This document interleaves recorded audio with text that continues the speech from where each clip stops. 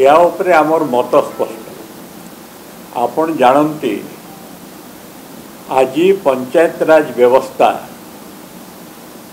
पंचायत राज को दृढ़ीकरण करवा, क्षमता संपन्न करवा, महिला पछुआ जाति आदिवासी हरिजन समस्त स्थान संरक्षण करवा, ये सबुरे सबुठु बड़ अवदान होची स्वर्गत प्रधानमंत्री श्रीयुक्त राजीव गांधी एवं तांको अमल रे जो 73rd एमेंडमेंट होता जोटा परवर्ती अवस्था 1993 रु लागू है एवं स्वर्गत राजीव गांधी एथिपाई सबुठु बेसी श्रेय देवार कथा एवं दिया जाए एवं एप्रिल 24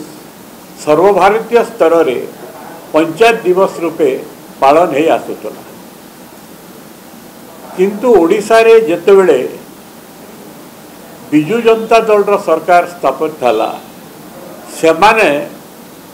एथिरे परिवर्तन करी स्वर्गत प्रभात पुरुष श्रीयुक्त बिजु पट्टनायक जहाँकर मध्य पंचायत राज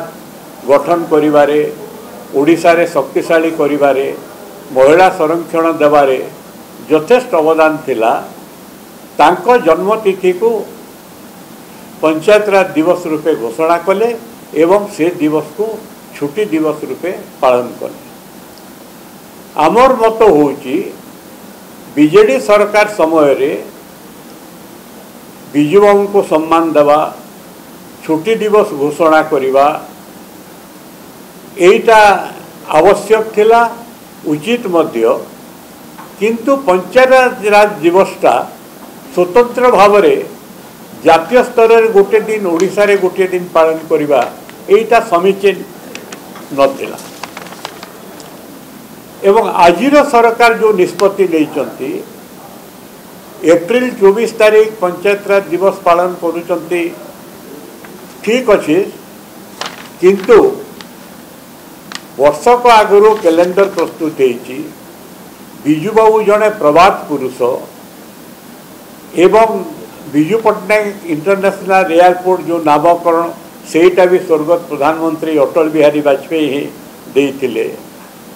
तेणु तांको सम्मान जणाइबा उद्देश्य रे 5 तारीख दिन मार्च 5 बिजु बाबू जयंती दिन छुट्टी घोषणा करितवाटा उचित होता एक तांको प्रति उपयुक्त सम्मान होता सेटा को बातिल करिबा आजिर जो बीजेपी सरकार ओडिशा रो